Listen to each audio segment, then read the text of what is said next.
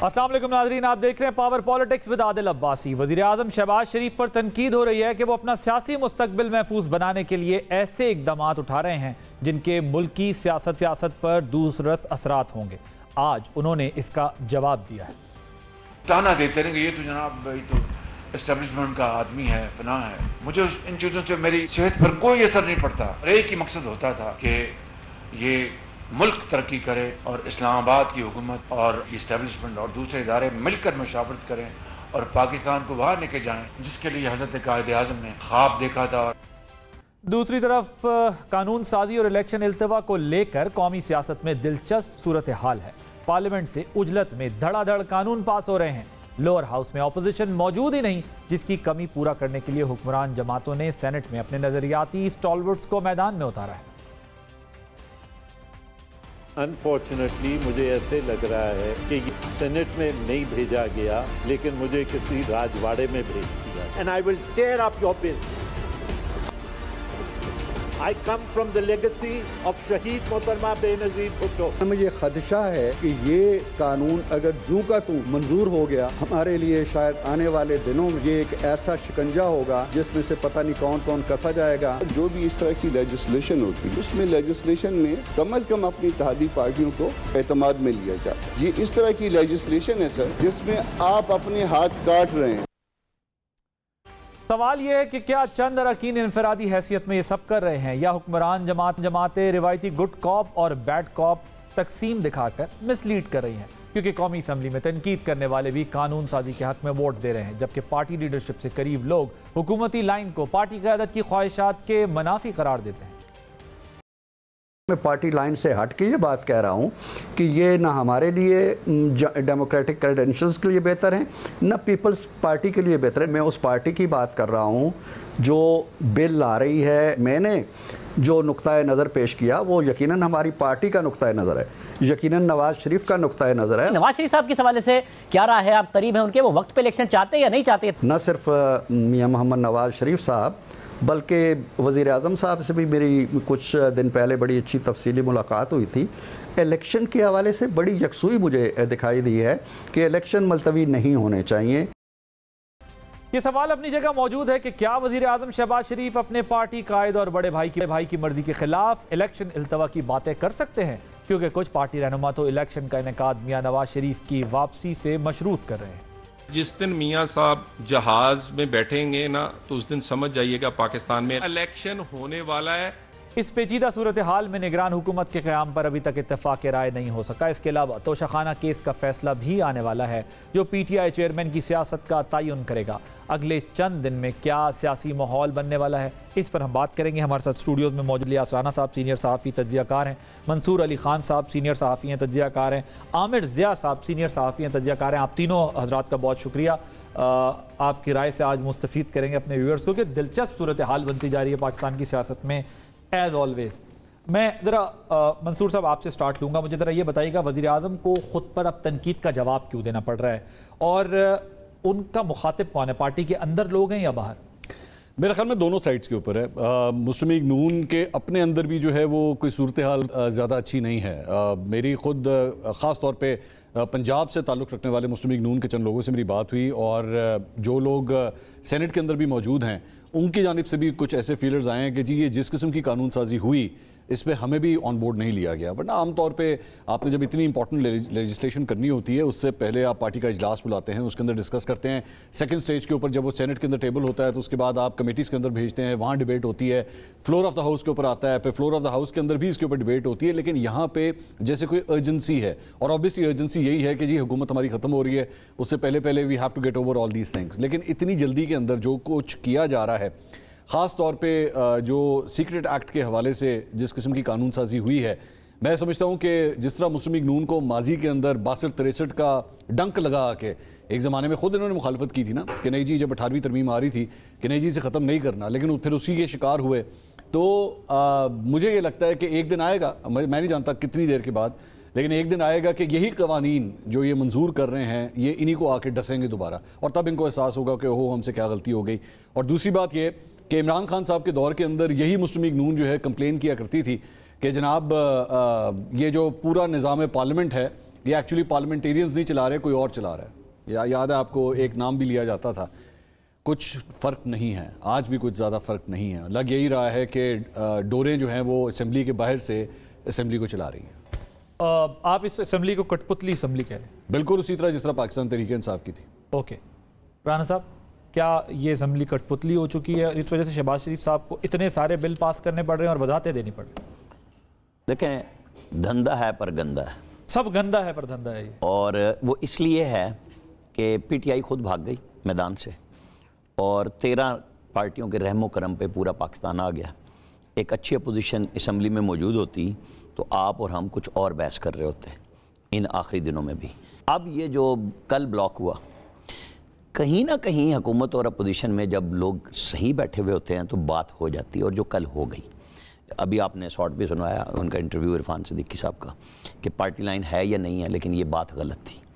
अब यूनिवर्सिटियों पे आ जाएंगे, बिल्कुल एक प्रॉपर धंधा है वो। अभी इस वक्त भी जब हम असम्बली का सेशन पंजाब में 25 यूनिवर्सिटी, ये मैं आपको बताऊं, ये एक नया बिजनेस कल्चर आया कि कुछ लोगों ने प्राइवेट मेंबर्स डे पे, यानी वो जिनका पैसा है वो इन लोगों से कहते हैं कि जनाब सर्विसेज हाजिर हैं, आप हमारी यूनिवर्सिटी बनवा दें, चार्टर मिल जाएगा, सारा सब कुछ।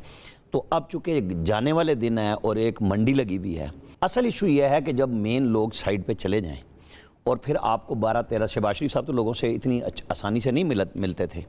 उनका पंजाब का था कि डूअर हैं, लेकिन वो MNA MPA ढूंढते रहते थे, उन्हें नवाज शरीफ उनको काबू करते थे। आप कह रहे हैं पॉलिटिकल आदमी नहीं, वो मैनेजमेंट के आदमी हैं, पॉलिटिकल हैं, लेकिन वो आज जिस प्रेशर में काम कर रहे हैं ना, ये उनका, उन्होंने इजहार भी किया है, वतीरा नहीं था उनका। ये आज बड़ी ज़रूरत थी कि अपोजिशन मौजूद होती ना। आपको ये कायदे ऐवान और कायदे हिज़्ब इख्तिलाफ का ये ड्रामा जो आप वो कर रहे हैं राजा रियाज साहब, आप मुझे बताएं वो क्या नाम देंगे?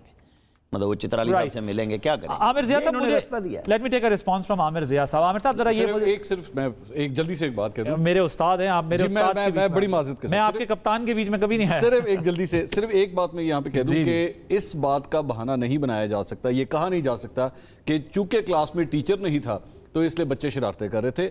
बच्चे अगर शरारतें कर रहे हैं तो इसका मतलब है बच्चे शरारती हैं। तो अगर यहाँ पे अगर इमरान खान नहीं है, इसका मतलब ये नहीं कि आप हर किस्म की कानून साजी फड़का दें और बेड़ा गर्क करके रख दें। आपको खुद भी एक मॉरल आपकी स्टैंडिंग है कि हम कर क्या रहे हैं इस कानून साजी के साथ। ठीक, आमिर ज़िया साहब, मुझे ये बताइएगा, इस वक्त जो कुछ हो रहा है, आपके ख्याल में ये तमाम चीज़ें मियाँ साहब की मर्जी के बगैर हो रही हैं? पहले तो ये जो मंसूर साहब ने कहा ना कि बच्चे शरारती हैं, मैं कहूँगा शरारत के साथ साथ कुछ भटके हुए भी हैं। तो मतलब है कि करेला है, ऊपर से नीम चढ़ा हुआ भी है। तो वाकई किसी को आप ये नहीं कह सकते कि कोई अगर माइनस हो गया तो मतलब इनकी जिम्मेदारी खत्म हो जाती, क्योंकि कानून साजी जो है बड़ा एक संजीदा काम है। और दुनिया के मुल्कों में महीनों हफ्तों डिबेट्स होती हैं, बाद सालों डिबेट होती है, तब आप जाके कोई नया कानून लेकर आते हैं। तो हमारे जिस तरह से मतलब है, चाहे PTI का दौर हो चाहे ये दौर हो, जिस तरह से बुलडोज किया जाता है उसकी मिसाल नहीं मिलती। और उसमें फिर पता चलता है कि वो अवाम के लिए नहीं हो रही कानून साजी, मुल्क के लिए नहीं हो रही, पता नहीं किसके लिए हो रही है। कुछ मफाद कहते हैं, कुछ लोगों के मफादात पूरे करने के लिए। एक बात। दूसरी बात ही कि देखिए, नून लीग में बज़ाहिर मतलब यकताई है, ठीक है, लेकिन साथ साथ ये भी समझ में आता है कि दो अलग अलग स्ट्रीम्स चल रहे हैं। शहबाज शरीफ साहब के कुछ और मतलब इरादे हैं, उनके कुछ और अहदाफ होंगे, और नवाज शरीफ साहब के कुछ और हैं। अच्छा, इस वक्त जो है मैं एक बहुत बड़ा समझता हूँ कि अदम इत्मीनाद का जो आपको एक इंडिकेशन नजर आता है कि भाई के 15 माह की दौरे हुकूमत खत्म होने को है, लेकिन वो वापस नहीं आए। क्यों नहीं आए? किस चीज का उनको इंतजार है? क्या इनके जाने के बाद जो है हालात उनके हक में पलट जाएंगे? ये एक सवाल है। मुझे तो नहीं लगता इतनी जल्दी चीजें हों। तो अदम इत्मीनाद कहाँ पर है? सिर्फ अपने भाई से या सिस्टम पर भी उनको अदम इत्मीनाद है? नवाज शरीफ साहब को नहीं ये लगता है कि अगर मैं आऊँ तो कहीं मैं इस जाल में दोबारा ना फंस जाऊं, मुझे दोबारा अपने आप को सरेंडर ना करना पड़े? उसके बाद आपका बेसिकली आपका आर्गुमेंट ये है कि ये बहुत दिलचस्प मरहले में खेल दाखिल हो चुका है, जहां शहबाज शरीफ साहब अपना गेम खेल रहे हैं, मियां साहब अपना गेम खेलना चाहते हैं, और other parties has right to do so. लेकिन आप कह रहे हैं विद इन पार्टी जो है अब वो पावर पॉलिटिक्स चल पड़ी है कि अगला जो सेटअप आना है उसके अंदर कौन अपने आप को ज्यादा असर्ट कर सकता है। Is that what you are saying? में एक बिल्कुल आपने दुरुस्त फरमाया। मैं एक जुमले का इजाफा करूंगा, सिर्फ शहबाज शरीफ की मजबूरी ये है कि वो चाहते हैं कि जब वो इलेक्शन में दाखिल हों तो नवाज शरीफ साहब उनकी पुश्तनाई के लिए खड़े हुए हों। लोगों कहा ही जाता है कि हाँ लोग, ताकि पॉपुलर वोट कहा जाता है कि नवाज शरीफ साहब का है। तो ये उनकी मजबूरी है, और इसलिए वो चीजों को लेके चल रहे हैं। इलेक्शन के बाद क्या होगा, उसके बाद कहाँ कौन कौन से फैक्टर्स। तो सर आपके ख्याल में ये मियां साहब की मर्जी से हो रहा है कानून साजी या बिल्कुल नहीं? ख्याल में जो दावा किया जाता है कि मियां साहब का मुकम्मल कंट्रोल है उनकी पार्टी के ऊपर, तो मतलब है एक तरह से हाँ, लेकिन फिर एकदम ऑब्स्ट्रक्शन भी आ जाती है उन लोगों की जानिब से आ जाती है जिनके बारे में कहा जाता है कि वो मियां साहब के ज्यादा करीब हैं। तो इस वक्त जो है इबाम है। एक चीज जो यकीन के साथ कही जा सकती है कि बड़ी गैर यकीनी की सूरत हाल है, नून लीग में भी है, मुल्क में भी है, पार्लियामेंट में भी, हर जगह ये सूरत हाल है। तो कल में हफ्ता 10 दिन और लगेगा चीजों को क्लियर होने में, और बड़ा नाजुक खेल चल रहा है। कौन किसके साथ है, कितना साथ है, कितना एतमाद किया जाए, ये सबके लिए सवाल के निशान है जनाब। And this message goes across जनाब, बिल्कुल। ओके ओके, मंसूर अली खान साहब, आपके ख्याल में हुकूमत को जो इस वक्त कानून साजी पे अंदर से मुज़ाहमत का सामना है, ये पुराना खेल जारी है गुड कॉप बैड कॉप वाला, और जेन्युइनली कोई उसूलों पर इख्तिलाफ हो रहा है एक दूसरे से, या मियां साहब अवेयर या मियां साहब की विल नहीं है इन इस लेजिस्लेशन में? Your take on. नहीं, मेरे ख्याल में केस टू केस वेरी करता है। There are some people who are genuinely concerned. Raza Rabbani साहब जिस तरह हो गए, मेरे ख्याल में रज़ा रबानी साहब ने माजी के अंदर भी बड़े प्रिंसिपल स्टांस लिए हैं। इवन वो जब अपोजिशन में थी पाकिस्तान पीपल्स पार्टी, तब भी इख्तलाफात तक हुए, जरदारी साहब तक के साथ इख्तलाफात हुए, या एतजाज़ हसन साहब जिस तरह आज भी जो पोजीशंस ले रहे हैं फ़ौजी अदालतों के हवाले से।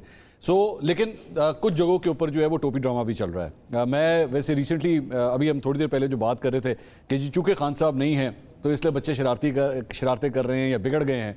अब मैंने एक और बड़ा रिसेंट चेंज जो है वो मुस्लिम लीग नून के अंदर मैंने देखा है कि जो गर्दन है उसके अंदर सरिया आना शुरू हो चुका है, और वो सरिया बेसिकली इस बात का आ रहा है कि जनाब होंते साडा गेम जड़ा है वो ऑन हो गया है। हाँ। उनसे गल ही कोई नहीं। हाँ। वरना ये वही लोग थे जो एक ज़माने में झुक कर मिला करते थे, तमीज़ से मिलते थे। अब सूरत हाल ये हो गई है कि जिस तरह खान साहब का ट्रायल आगे जा रहा है, और मोस्ट प्रॉब्ली कोई रिजल्ट जो है अगले 24 से 48 घंटे में हम क्लैरिटी काफ़ी हद तक आ जाएगी। उसके मुताबिक जो है ना वो अगले इलेक्शन में देख रहे हैं, तो बात ही कोई नहीं है। आमिर इलियास राना साहब, आपके ख्याल में ये गुड कॉप बैड कॉप है, या मियां साहब वाकई इस पर राज़ी नहीं है, इन चीज़ों पर ये अचानक से हो रही हैं? ज़ाहिर है आपने इशारा तो दिया है अपनी पहली गुफ्तगू में कि बड़ा धड़ाधड़ सा जो काम हो रहा है, सब अपना गेम ऑन कर रहे हैं, लेकिन इस गेम की एक कॉस्ट है। दे हैव टू पे a price of it, because ये सब चीज़ें इनका बाउंस बैक होगा। जो बाउंस बैक होगा तो वो पॉलिटिकल सारा कैपिटल ले जाएगा। देखिए, मुख्तलिफ चीज़ें हैं। अब स्टार्ट में जो बात हो रही थी जैसे सीक्रेट एक्ट पे, मैं आऊँगा इस पर भी। आप मुझे बताएं हमारी कौन सी एजेंसी है जो कोई काम नहीं करती? यहाँ सुप्रीम कोर्ट, हाई कोर्ट में आज की नहीं सालों की प्रोसीडिंग उठा लें, उसको बुलाओ, उसको बुलाओ, उनके पास नहीं है, उनके पास है, वो क्यों गए, कभी कोई जवाब मिला? अगर ये एक्ट में आ जाएंगे तो आपको कानून के मुताबिक इनको खींचना भी पड़ेगा। अब मैं मतलब बताऊं कि हमारी सुप्रीम प्रीमियर इंटेलिजेंस एजेंसी का कोई कानून नहीं है, आज तक भी नहीं है। अब बनेगा तो किसी कैंडे में आएंगे तो आप सवाल जवाब भी करेंगे। ऑफिशियल सीक्रेट एक्ट 100 साल पुराना है, भाई, वो अंग्रेज का बनाया हुआ लगा हुआ है। रीसेंट डेवलपमेंट्स हुई हैं वो उसके बाद कोई मैं इसकी नहीं कर रहा कि ये होना चाहिए या नहीं होना चाहिए, लेकिन अगर किसी दायरे में आप लिखे पढ़े में होंगे सीक्रेट तो होना चाहिए पूरी दुनिया में, फिर आपको मतलब ये नहीं होगा जो कुछ हो रहा है, फिर कहीं ना कहीं तो आप रिटर्न आंसरेबल होंगे। आप किसी ना किसी वक्त, आपका ख्याल है इसके थ्रू इनको आंसरेबल बनाया जा सकता है? मतलब जब ये आप अब तक ले लिया आंसर किसी ने, जब वो बगैर किसी लिखे पढ़े के कर रहे हैं ना, या तो मैं और आप कहेंगे नहीं कर रहे, ऑपरेशन होते हैं, सब चीख रहे होते हैं, हर दौर में अपना अपना अच्छा और बुरा होता है। अब आप आ जाएँ कानून साजी पे कि आमिर रियाज साहब ने जैसे बात की कि नवाज शरीफ, जाहिर है कि उनका अपना नुक्ता नज़र है। मैंने आपको बताया कि 13 पार्टियाँ सारी मर्जी कर रही हैं इस वक्त, क्योंकि सब ने इत्तेहाद बनाया। जब अपनी पार्लिमानी पार्टी को वो नहीं ले रहे इत्तेमाद में, मकसद ये है कि जो ज़रूरी कानून साजी है कराओ, इन सबको भी मोबिलाइज करो। बैगेज उनका ना इन कानून साजी से बड़ा पेट्रोलियम प्राइस का है, वो उन्होंने ले लिया ना। इसका सबसे बराह रास्त जो आम आदमी से मुताल्लिक है, ये तो कारोबार हो गया ना जी, इसने उठा लिया उसने उठा लिया। इशू है इन चीज़ों का कि जी आप महंगाई की तरफ जा रहे हैं और आपको तवज्जो नहीं है। लोगों का ख्याल है कि जी इनकी, जो मंसूर साहब भी बात कर रहे थे कि अब मामलात गुडी गुडी हैं तो सब आंखें भी चढ़ा लो। मुझे बताएं, जब नवाज शरीफ कहते थे कि कदम बढ़ाओ, और मैं जब 99 हुआ तो कोई नहीं था, इस दफ़ा जब इनके साथ 16, 17, 18 में हुआ तो इसी ख़ानदान ने, यानी पार्टियां लिमिटेड कंपनी है ना, उधर जरदारी साहब हैं, इधर इमरान खान, और वही है और कुछ भी नहीं है, ये हैं, इनके भाई हैं, इनकी फैमिली है, सारे अंदर कौन हुए? 99 में कौन हुए थे, अब कौन हुए? तो जब वो, मैं जस्टिफाई नहीं कर रहा, मैं आपको हकीकत बता रहा हूँ कि जब वो फैसला करते हैं ना बैठ के, ये सारे जो पोलिट ब्यूरो है इनका, कि ये तमाम पार्टियों की, कि जी मेरे साथ कौन खड़ा था जब मेरे साथ जुल्म हो रहा था, जेल में अपनी बेटी को लेके लंदन से मैं आया, पार्टी मैंने बचाई, मैंने बनाई, वो मेरे नाम पे खड़ी है ना। आज क्या हो रहा है इमरान खान का? इमरान पीटीआई है, पीटीआई इमरान है, कुछ और बात हो रही है। तो कहीं उसकी बुनियादी वजह पाकिस्तान में ये है आमिर साहब कि हमारी पार्टीज के अंदर जो डेमोक्रेटिक नॉर्म्स हैं वो एग्जिस्ट नहीं मैं यही कह रहा हूँ, इंट्रा पार्टी हम जो असूली इखलाकी जमहूरी बातें करते हैं ना, हमारी पार्टियां लिमिटेड कंपनी है फैमिलीज की, ठीक है, नाम पे चलती हैं, बिल्कुल ऐसे वो उसी हिसाब से फैसला करते हैं। हमने कभी ये फरोग दिया ही नहीं कि जी हाँ कि सिस्टम के अंदर इतनी रिलायबिलिटी आए। अब उसके अंदर पिंडी वालों ने अब कहा कि जी हम जो सियासत से पीछे हट गए, क्या मुकम्मल हट गए? ये मेरे और आपके सामने हो रहा है ना, जिसको हम गुफ्तगू कर रहे हैं। ये जब तक इसमें अदलिया को आप शामिल नहीं करेंगे, बिठाएंगे नहीं कि जनाब उनके साथ आप भी साथ शामिल थे, इस्टेब्लिशमेंट के साथ, इस मुल्क के साथ अच्छा बुरा करने में, जब तक अदलिया खुल के नहीं ना आएगी। जाते हुए चीफ जस्टिस को बोलना चाहिए कि वो आखिरी वो जज हैं जो एग्जेक्टिव ऑर्डर के तहत बहाल हुए थे, कि जाते हुए बता देंगे जी ये सच था। आसिफ सईद खोसा के ससुर ने मरने से पहले, हर एक ने मरना है, ये तो ईमान है ना हमारा, नसीम हसन शाह ने बताया ना कि हमें नौकरी प्यारी थी, हमने फांसी दे दी भुट्टो को। आमिर साहब, आपके ख्याल में ये तरमीम खिलाफ जमहूरियत है तो फिर पेश क्यों की गई हैं अगर पार्टीज के अंदर इस किस्म का ऑब्जेक्शन भी आ रहा है, या फिर ये सब वही है जिससे हम बात कर रहे हैं गुड कॉप बैड कॉप वाला मामला? देखिए, तरमीम दो तरह की हो रही है ना। एक तो वो हो रही है कि लोगों को ज़ाती फायदा पहुंचाने के लिए कि गवादर यूनिवर्सिटी लाहौर में कायम हो रही है, अब फैकल्टी है नहीं है, मतलब है लोगों के पास कहते हैं ना कि एक्सपर्टीज है यूनिवर्सिटीज कायम करने की, लेकिन धड़ाधड़ हो रही हैं। ये पूरा कमर्शियल वेंचर है, तो इसको एस्टेब्लिशमेंट के सर डाल देना मुनासिब नहीं है। अच्छा, फिर दूसरी बात ये कि सारे काम जो है 2-3 महीने के बाद भी हो सकते हैं। आप दुनिया भर में ये होता है कि आप बड़े सटल तरीके से कम तासुर ये रखते हैं कि हर चीज जो है बाय द बुक हो रही है और आइन के हिसाब से हो रही है। अच्छा, तो फिर क्या जरूरत है आपको कि बदनामी का दाग अपने मुंह पे लें? ये काम जो है बजाय इसके कि एक अधूरी पार्लियामेंट के जरिए कराया जा रहा है, एक ऐसी कौमी असम्बली जिसमें 100 से ज्यादा लोग नहीं है, 100-125 लोग नहीं है, और लोगों को उसके ऊपर शुबा है, शक है, तो आप ये आखिरी हद क्रॉस करें, इलेक्शन की तरफ अगर होते हैं जाएं, और उसके बाद आप ये काम कर सकते हैं, क्योंकि इतना कोई दबाव है नहीं। जैसे कि अभी कह रहे थे ना कि भाई अभी भी हमारी एजेंसीज जब भी नेशनल इंटरेस्ट में होता है वो मूव करती हैं, लोगों को गिरफ्तार भी करती हैं, लोग मिलते भी नहीं, वो सब कुछ वैसे ही हो रहा है। तो मजीद 2-4 महीने अगर और होता रहता बिना कानून साजी के तो कोई हर्ज नहीं था। अच्छा, फिर लेकिन यहाँ पे मैं बिल्कुल इत्तेफाक करूंगा, वो कहते हैं कि अंग्रेजी की मिसाल है कि a bad law is better than lawlessness. तो यकीनन कि आप एक पहले बैड लॉ लेकर आए, बाद में उसको रिफॉर्म कर लें, लेकिन जिस तरह से लॉ मेकिंग हो रही है उस पर फिर लोग सवालिया निशान उठा रहे हैं, क्योंकि पार्लियामेंट मुकम्मल नहीं है। यहाँ पर जो आपका लीडर ऑफ द अपोजिशन है वो पॉकेट अपोजिशन है, पॉकेट ट्रेड यूनियन की तरह जेब में है वो हुक्मरानों के। तो यहाँ पर हर चीज जो है वो कानून साजी करें जिसपे किसी को एतमाद नहीं है, तो ये चीज जो है। और दूसरी बात है कि हमें समझनी चाहिए, दुनिया भर में रियासतें चलती हैं, सिविल और मिलिट्री लीडरशिप दुनिया भर में वो एक दूसरे के साथ इन टेंडम चलते हैं, एक दूसरे के साथ मिलकर चलते हैं। अच्छा, लेकिन उसका मकसद ये नहीं होता कि जो हमारे यहाँ जिस तरह से हो रहा है कि मतलब है कि लोग एक तरफ देखते हैं कि जी लोग लेट जाते हैं, वहां पर होता है कि जी नेशनल इंटरेस्ट के अंदर जो होता है कि आपको मुल्क को एक डायरेक्शन में सिमत में धकेलना है, तो लोग मिलकर साथ काम करते हैं।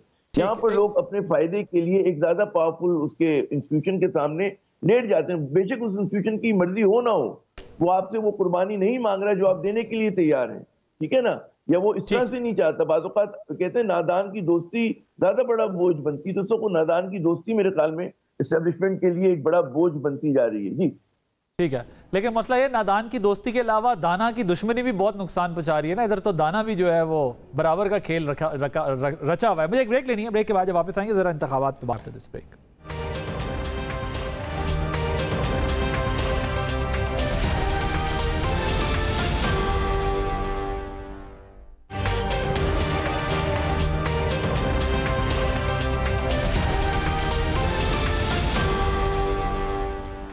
Welcome back. मंसूर साहब, CCI का इजलास बुलाने के लिए कल की इत्तलात है, शायद कल बुला रहे हैं, 1-2 दिन में जो भी होना है, समरी भेज दी गई है। आगे ख्याल में इलेक्शन वाला मामला तसव्वुर कर लिया जाए कि अब आगे जा ही रहा है? मेरे ख्याल में काफ़ी हद तक अब ये क्लियर हो ही चुका है। जो गवर्नमेंट की जानिब से ख़ासतौर पर प्राइम मिनिस्टर ने जो इंटरव्यू दिया था और उसके बाद उन्होंने भी ये कहा कि जी नई मरदमशुमारी के तहत ही सब कुछ होना चाहिए। वैसे करना चाहें तो ये काफ़ी क्विकली भी ये काम हो सकता है, लेकिन इरादे कुछ ठीक नहीं लग रहे। और मेरा ख्याल में इसका फाइनल जो आउटकम होगा वो जो निगरान वज़ीर आज़म जिसका अनाउंसमेंट होगी उससे काफ़ी हद तक मूड जो है वो काफ़ी हद तक क्लियर हो जाएगा। लेकिन मेरा ये जो CCI का जो अभी आपने बात की, 2-4 चीज़ें हैं जो इम्पॉर्टेंट हैं। एक तो ये कि निगरान वज़ीर आला जो है वो क्या वो बैठेंगे आके पंजाब के और KP के, एक एतराज़ ये सामने आ रहा है। दूसरा, 10 दिन का टाइम नॉर्मली दिया जाता है इस कॉल अप के लिए, तो क्या वो 10 दिन पहले ही अनाउंसमेंट हुई है कि जनाब फ़लाँ डेट को जो है वो ये इजलास मुनक़िद किया जाएगा? कुछ कानूनदानों का ये ख्याल है कि यही दोनों वज़ीर आला बैठ सकते हैं CCI के, और कुछ का ख्याल है कि नहीं बैठ सकते। कुछ का ख्याल है नहीं बैठ सकते, डिबेटेबल है। अब मेरा सवाल यही है कि और उसने जो काम करना है वो इस मुल्क के इलेक्शन से रिलेटेड, उसके ऊपर जाके उसका फ़र्क पड़ना है, तो क्या उसके ऑलरेडी फ्रॉम द स्टार्ट जैसे ही पहला सीड आप डाल रहे हैं वहीं से कंट्रोवर्सी जो है वो शुरू हो जाएगी? और एक जमात कुछ कह रही है, एक जमात कुछ कह रही है। आई थिंक मुझे जो फोर्स ही हो रहा है, very sorry to say that, लेकिन 2023 या 2024 में जब भी ये इलेक्शन होते हैं, शायद पाकिस्तान की तारीख के one of the most controversial elections जो है ना हम देखने जा रहे हैं। आमिर रियाज राना साहब, आपके ख्याल में क्या इलेक्शन में जो उसकी एक इल्तवा की बड़ी वजह है जो उसको ले जाना चाहते हैं आगे, बुनियादी तौर पे ये है कि अब अभी मुस्लिम लीग नून को पता है कि हम ग्राउंड पर जो है हमारी पोजीशन स्ट्रांग नहीं है, और मियाँ साहब की वापसी भी जब तक उसकी राह हमवार नहीं होती उस वक्त तक अगर हम जल्दी से 90 डेज़ में या 60 डेज़ में इलेक्शन में चले जाते हैं तो ये हमारे लिए सूटेबल नहीं होगा। यही एक रीज़न है उसको प्रोलॉन्ग कर। मुझे अभी तक ये समझ नहीं आई कि नवाज़ शरीफ को हम गिनते हैं कि वो शायद देर कराएंगे। नवाज़ शरीफ शायद ज़्यादा से ज़्यादा 16 सितंबर का इंतज़ार कर रहे हैं चीफ़ जस्टिस की रिटायरमेंट का, क्योंकि जिस ज़ख़म को वो खा के गए हैं, जब वो उल्टी तरफ देखते हैं, एक तरफ इस्टेब्लिशमेंट थी और एक तरफ अदलिया थी, और तो कुछ नहीं था। आप अब ये तवक्को करें कि वो नवाज़ शरीफ यहाँ पे आके अपने गले में फिर फंदा डालने के लिए तैयार हो जाए कि लोग बैठे हों और वही गुस्सा जो वो देख चुका हुआ है। मैं आपको बताऊँ, उसको क्रेडिट दें कि उसने कोई ऑडियो वीडियो लीक नहीं की, इमरान की भी और बाकियों की जो सब उसके पास मौजूद थी। उसने सख्ती से मना किया था 2014 का भी, एक एक चीज़ एविडेंस के साथ उसके पास, और उसने कहा नहीं ये काम नहीं करना। वो उस पॉलिटिक्स से निकलना चाह रहा था बार बार, जो 90 में होती रही, और ये बेनज़ीर भुट्टो और नवाज शरीफ एक दूसरे का शिकार करते रहे और शिकार होते रहे। लेकिन इस यहाँ नतीजा ये पहुँचा 4 साल के बाद आपको वहीं आके फंसना पड़ा कि आपके साथ कोई भी नहीं खड़ा होता। वो क्यों अपना गला फिर आके पेश कर दे कि जी जाते हुए आप मेरा सर कलम फिर कर दें किसी केस में, किसी इशू पे। मुझे नहीं कि वो यहाँ और वो कहेगा इलेक्शन डिले करें। ये अपने ऊपर 9 मई की तरह, जिस तरह इमरान खान ने हमला किया खुद अपनी ज़ात पे, CCI में जाके मरदमशुमारी रिजल्ट दे के अपने ऊपर हमला करेंगे। ये सब पछताएंगे। इनको इलेक्शन में जाना चाहिए। इनका तो मुखालिफ कट टू साइज हो चुका है और पता नहीं इलेक्शन में होगा कि नहीं होगा, फैसला आ जाना है। इनको जाना चाहिए क्योंकि इन्हें अपने आप से और अपने लोगों से लड़ना, और वो लड़ा सकता है सिर्फ नवाज शरीफ। शहबाज शरीफ नहीं लड़ा सकते। और जो बात निगरान वज़ीर आला की बात हो रही थी, क्या ये मुमकिन नहीं कि एक निगरान वज़ीर आला निगरान वज़ीर आज़म ही हो जाए?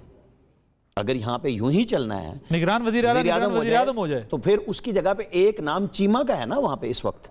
एक अहमद नवाज सुखेरा है, एक आहद चीमा है, पीछे 2 ही नाम थे ना। हाँ। या आप परवेज़ इलाही से मुशावरत करेंगे नए नाम के लिए, अगर रास्ता कोई नई जुरिस्प्रूडेंस आपने निकालनी है, लिखी तो कुछ नहीं हुई है। पता नहीं मंसूर साहब को पता हो कि वहाँ पे क्या लिखा हुआ है कि अगर एक बंदा खुदा ना खास्ता कोई फौत भी तो हो सकता है, तो क्या करेंगे निगरान वज़ीर आला या वज़ीर आज़म के लिए? वहाँ मुशावरत तो लिखी हुई है ना, या तो फिर आप उस लिस्ट में से उठाएंगे। तो क्या आहद चीमा होंगे? क्योंकि दोनों सरकारी मुलाजिम थे, वो रिटायर हो गए थे। आहद चीमा, सुखेरा साहब सर्विस में थे, दोनों के 2 साल नहीं बनते, जिसकी बुनियाद पे आप रुकते हैं कि लेते हैं या नहीं लेते हैं। लेकिन यहाँ पे जो हालात चल रहे हैं, यहाँ पे सब कुछ मुमकिन है। आपके ख्याल में कानूनी तौर पे मेरा ख्याल है वो पीछे तो नहीं हटे। वो चाहते हैं पंजाब वाले कि मैं मरकज में आ जाऊँ। मोहसिन नकवी साहब ये चाहते हैं कि मैं वज़ीर आज़म भी बन जाऊँ, क्योंकि पंजाब अगर वो वज़ीर आला बन सकते हैं तो वज़ीर आज़म क्यों नहीं बन सकते? आमिर रियाज साहब, अ मॉकरी ऑफ डेमोक्रेसी महसूस तो हो रहे होंगे आप। कौन वो हम हंसी हम चुप रहे, मंजूर था पर्दा तेरा, तो बिल्कुल हो भाई, अल्लाह मुबारक करे उन्हें और उनके जितने चाहने वाले हैं, वज़ीर आज़म बने, सदर बने, यही होना है जी। अच्छा, अब सर ये बताएं, आपके ख्याल में इलेक्शन अगर अल्तवा का शिकार होता है तो जो इस वक्त जो सबसे बड़ा मसला है, जो सियासी वजह उसकी क्या हो सकती है, रीज़न क्या हो सकता है, और क्या CCI में मुराद अली शाह साहब की मुखालफत अल्तवा को रोक सकेगी? देखिए, कोई भी जो डेवलपमेंट होती है ना सियासी, उसके पीछे एक फैक्टर नहीं होता। जैसे भी आमिर इलियास राना साहब ने नवाज शरीफ साहब की मजबूरियां बताई हैं, जो उनके तहफ़्फ़ुज़ात हैं, तो उसमें एक और का आप इजाफा कर लें, वो ये कि क्या PTI जो है वाकई इतनी कट्टू साइज हो गई है, यानी कि वो यकीनी बनाना चाहेंगे कि अगर ये पॉपुलर फोर्स उसको आउट रखना है तो उसमें क्या मतलब कानूनी प्रोसेस मुकम्मल हो चुका होगा साबिक़ वज़ीर आज़म के हवाले से, और क्या क्या करना है उस पार्टी के साथ, ये भी एक उसके अंदर फैक्टर आना है मेरे ख्याल में। अच्छा, फिर दूसरी बात ये कि ज़ाहिर है कि जब आप आगे इलेक्शन की तरफ जाएंगे और उसमें फिर हमें जो CCI वाला मामला है, सेंसस वाला मामला है, ये एक वजह बन सकती है। और मेरे ख्याल में बाज लोग जैसे पीपल्स पार्टी भी खुश नहीं है इस मामले पे, मुत्तहिदा कौमी मूवमेंट को इस पे इतराजात हैं। और अगर आप पुरानी हल्का बंदियों से कराएंगे, ये मैं नहीं कह रहा कि एक जेन्युइन एक्सक्यूज है, वरना इनको अगर ये काम करना हो तो बहुत पहले मुकम्मल कर लेते। लेकिन क्योंकि हमारा कोई नॉर्मल मुल्क तो है नहीं, अगर कोई आम सा मुल्क होता, हम लोग तो कहते हैं सही तरह से मरदूमशुमारी नहीं कर सकते। तो मरदूमशुमारी नहीं कर सकते तो जाहिर है उसको एंडोर्स करना भी एक मुश्किल काम बना हुआ है हमारे लिए। तो उसके नतीजे में एक तीसरा आपके पास बना एक्सक्यूज आ जाता है। तो मतलब है जिबा करके जवाब फराहम करना, तो उसके कई बहाने हो सकते हैं और मुल्क में बहानों की कमी नहीं है। अगर ये आपको कहते हैं ना मुस्बत नताइज नहीं मिल रहे इलेक्शन के, तो यकीनन जो है उसको आगे किया जा सकता है, उसके लिए कोई भी तादील हो सकती है। पंजाब असेंबली में इलेक्शन नहीं हुए, क्या फर्क पड़ा? मतलब है वो आइन तो कुछ और कहता था ना आपको केपी और पंजाब के हवाले से, लेकिन अमल नहीं हुआ। तो अगर आइन बेचारा पहली मजबूर सा है, कुछ उसमें और चीजों पर अमल दरामद नहीं होता या उसकी अपनी मर्जी की तशरीह कर ली जाती है, तो कोई फर्क नहीं पड़ेगा इस मुल्क में।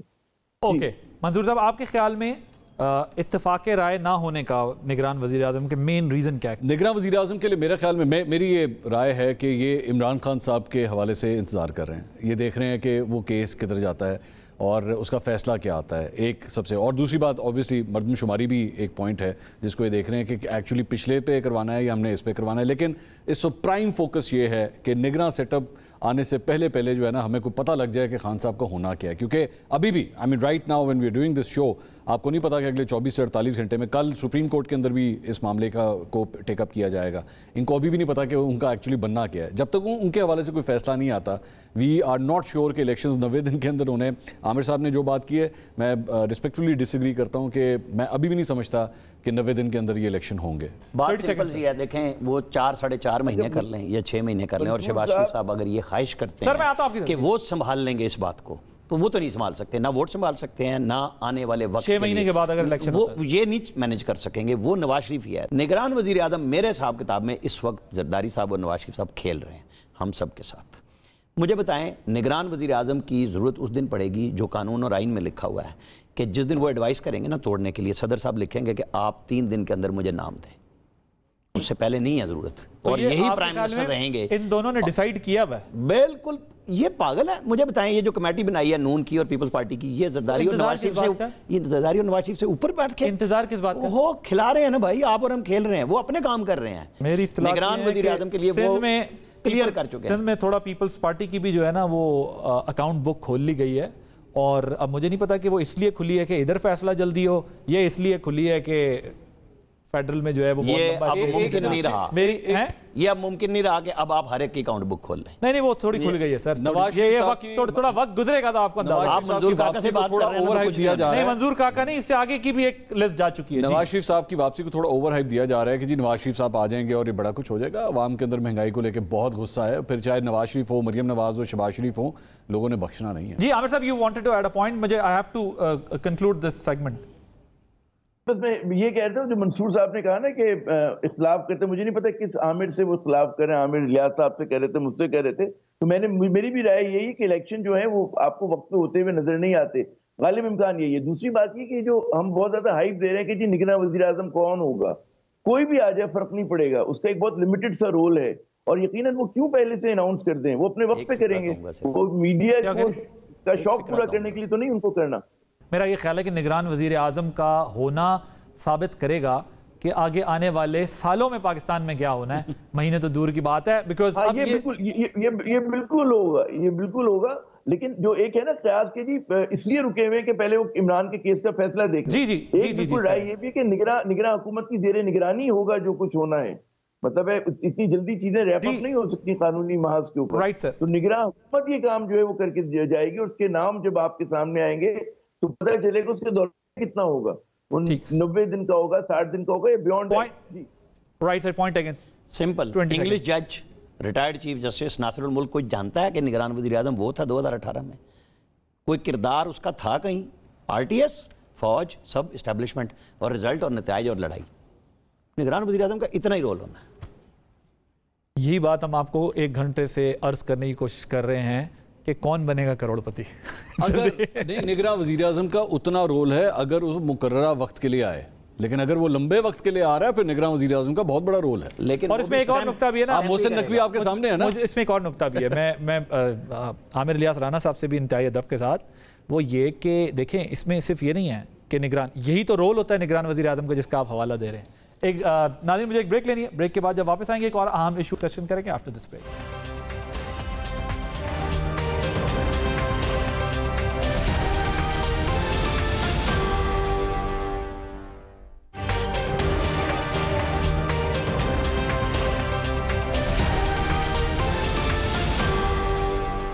Welcome back. अब बात करेंगे ऑफिशियल सीक्रेट एक्ट पर, जिस पर बहुत ह्यू एंड क्राई है, तनकीद हो रही है और दूसरी तरफ से इसका दिफा ये किया जा रहा है कि ये किसी ख़ास मखसूस ग्रोह या फिर पर्सन स्पेसिफिक नहीं है, बल्कि ये इस वजह से लाया गया है कि ये 100 साल पुराना कानून है जिसमें अमेंडमेंट्स रिक्वायर्ड हैं। ऐसी अमेंडमेंट्स रिक्वायर्ड थी जिसकी बुनियाद के ऊपर आप 100 साल पुराने कानून को, जो लेटेस्ट टेक्नोलॉजी है, मॉडर्न गैजेट्स हैं, उसके अकॉर्डिंगली जो है वो अमेंड कर सकें। अदरवाइज़ ये एक पुराना कानून है, बिकॉज इस पे ये एक डॉक्यूमेंटेड तरीके से आप जो एक्शन ले सकते थे वो एक्शन लिया जाता था। सो इस पर जो तनकीद हो रही है क्या वो दुरुस्त है या नहीं है, इस पर हम बात करेंगे। हमारे साथ हाफिज़ अहसन साहब मौजूद हैं, माहिर कानून हैं, उनकी राय लेंगे। हाफिज़ साहब thank you very much for joining us. मुझे ये बताइएगा कि ये जो बात हो रही है इसके अंदर ऑफिशियल सीक्रेट एक्ट, इस बिल की ये हकीकत में है क्या, क्योंकि इस पर बड़ा अब एक क्रिटिसिज्म हो रहा है। ऑफिशियल सीक्रेट एक्ट बुनियादी तौर पे अंग्रेजों ने यहाँ के ऊपर सब कॉन्टिनेंट के अंदर 1911 के अंदर इसका पास किया, और उससे पहले ये 1889 के अंदर ये एक्ट जो था उन्होंने पास किया। बुनियादी ऑब्जेक्टिव इस एक्ट का ये है कि आपके जो स्टेट सीक्रेट्स हैं या जो सिक्योरिटी के इश्यूज हैं उनको प्रोटेक्ट किया जाए। पाकिस्तान जब बना तो 1947 के अंदर उसके बाद इस एक्ट को अडॉप्ट किया गया, और 47 से लेके आज तक जो है इस एक्ट के अंदर कोई अमेंडमेंट नहीं की गई, के बावजूद इस चीज़ के अंदर के तकरीबन 100 साल का अरसा जो गुजर चुका है, और दुनिया के 40 ममालिक जो हैं उनके अंदर इस वक्त जो ऑफिशियल सीक्रेट एक्ट जो है वो उसका निफाज भी है। और बरतानिया ने भी 1989 के अंदर इस सारे एक्ट को री ओवरहॉल किया, और री ओवरहॉल करके उन्होंने हाफिज़ साहब जरा मुझे ये बताइएगा कि ये मुझे बताइएगा कि जो बरतानिया ने इसको 1989 में अमेंड किया, और ये ज़ाहिर है इट्स बीन 100 ईयर्स के, यहाँ पर भी पाकिस्तान पे भी है, और इसको कॉलोनियल टाइम का लॉ कहा जाता है। क्या वो जो अमेंडमेंट्स की थी उससे उसको सॉफ्ट किया था, थोड़ा माइल्ड किया था, या मज़ीद उसके अंदर जो है वो सख्ती की गई थी, या एडवांस टेक्नोलॉजीज को ध्यान में रखते हुए मजीद जो है उन्होंने जो इसके अंदर अमेंडमेंट्स की हैं, उन्होंने इसके जो एक्सपेंशन है उसको बढ़ाया है उस चीज़ के अंदर। उन्होंने उसके अंदर कम्युनिकेशंस पे भी आ गए हैं, इंटरप्शंस पे भी आ गए हैं, जो बहुत बड़ी एक मेजर चेंज इसके अंदर आई है कि अगर कोई दो शख्स जो है वो बात कर रहे हैं तो आप उसको इंटरप्ट करते हैं। फिर उन्होंने नेशनल सिक्योरिटी को भी और एलेबोरेट किया, फिर उन्होंने उसका डिफेंस जो है इंस्टॉलेशन उसको भी बड़ा उन्होंने वास्ट उस चीज के अंदर किया, और फिर जो मोर इम्पोर्टेंट है उन्होंने इंटरनेशनल रिलेशंस की भी इसके अंदर बात की। जो पुराना लिखा हुआ लफ्ज है वो डॉक्यूमेंट है, इसमें एजेंसीज का वर्ड यूज करके इसको एक्सप्लेन और एक्सपेंड किया गया है क्या?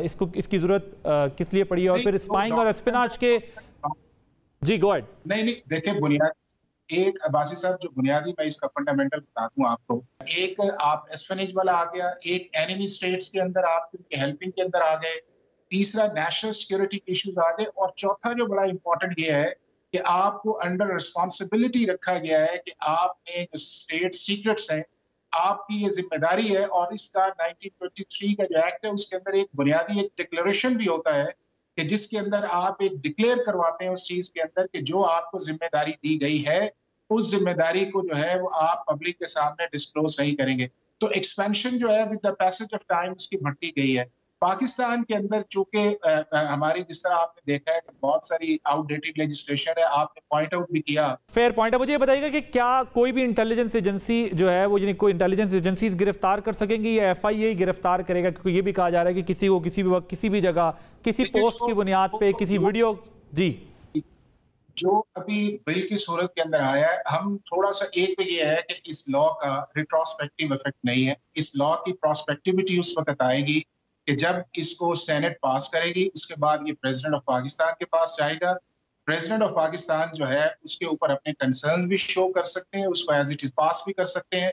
वो वापस जो है वो आएगा, अगर वो उसको कंसर्न्स शो करते हैं वापस आएगा, फिर जॉइंट सिटिंग के अंदर आएगा, वो सारी चीजें। तो ये रेट्रोस्पेक्टिव नहीं है, व्हिच मींस के it will not be implemented on those who were arrested. Adil भाई, ये उस दिन इस लॉ की एप्लीकेशन आएगी जिस दिन ये लॉ को नोटिफाई करके गैजेट कर दिया जाएगा कि ये चीज है। दूसरा इसके अंदर जो इम्पोर्टेंट चीज है, ये 9th में के जो लोग हैं जिम्मेदार हैं उन पे अप्लाई होगा। सिर्फ एक सूरत के अंदर अप्लाई कर किया जा सकता है कि जब आप उसका जो लेजिस्लेचर है उसकी इंटेंशनली क्लियर प्रोविजंस के अंदर आप उसका रिट्रोस्पेक्टिव दें। आपने इस लॉ का जो बिल मैंने उसके अंदर रिट्रोस्पेक्टिविटी की उस पर बात की, बुनियादी तौर पे दो चीजों पे उन्होंने किया है। एक ये है कि मॉडर्न नीड्स जो है उसको उसके अंदर लेके आए हैं, डॉक्यूमेंट्स को डिफाइन किया है, मिलिट्री एस्टैब्लिशमेंट्स को उन्होंने डिफाइन किया है, और दूसरा जो इसका इन्वेस्टिगेशन प्रोसेस है उसको स्ट्रीमलाइन करने की कोशिश की है कि एक जो एफआई है उसको इसके अंदर डेजिग्नेट कर दिया। और ये भी मैं आपको बताऊं कि ऑलरेडी पाकिस्तान के अंदर ऑफिशियल सीक्रेट एक्ट के अंदर स्पेशल कोर्ट्स काम कर रही हैं, तो हर वो चीज जो ऑफिशियल सीक्रेट एक्ट के अंदर आए उसका किसी भी कॉन्टेक्स्ट के साथ पाकिस्तान आर्मी एक्ट के साथ कोई ताल्लुक नहीं है। ये एक थैंक यू सो मच हाफिज एहसान साहब, बहुत शुक्रिया आपका वक्त देने के लिए। नाज़रीन, मामला यह है कि ज़ाहिर है जब लेटेस्ट टेक्नोलॉजी आई है, मॉडर्न टेक्नोलॉजी आई है, तो वो चैलेंजेस भी बड़े लेके आई है। आउटडेटेड जो सिस्टम था जिसके ज़रिए इससे पहले आप एस्पिनाज को या स्पाइंग को रोकने की कोशिश करते थे, अब वो मॉडर्न टेक्नोलॉजी का यूज़ होता है, तो उसको काउंटर करने के लिए भी आपको एडवांस टेक्नोलॉजी के साथ साथ न्यू लॉज की ज़रूरत है। बट इस चीज़ को मेक श्योर करना होगा कि जो कवानीन बने उससे किसी का इस्तेहसाल ना हो। तो मनफी प्रोपेगेंडा करने के बजाय हमें देखना चाहिए कि ये किस तरीके से जो है वो इस्तेमाल होता है और इस कवानीन के जो असरात हैं अब वो क्या होते हैं। सो ये समझने की ज़रूरत है कि जो चैलेंजेस हैं उनको मीट करने के लिए आपको लॉज में अमेंडमेंट करने की ज़रूरत है, लेकिन ये भी देखना होगा कि बुनियादी हुकूक का तहफ़्फ़ुज़ भी हो सके। आदिल अब्बासी को इजाज़त दीजिए, अल्लाह हाफ़िज़।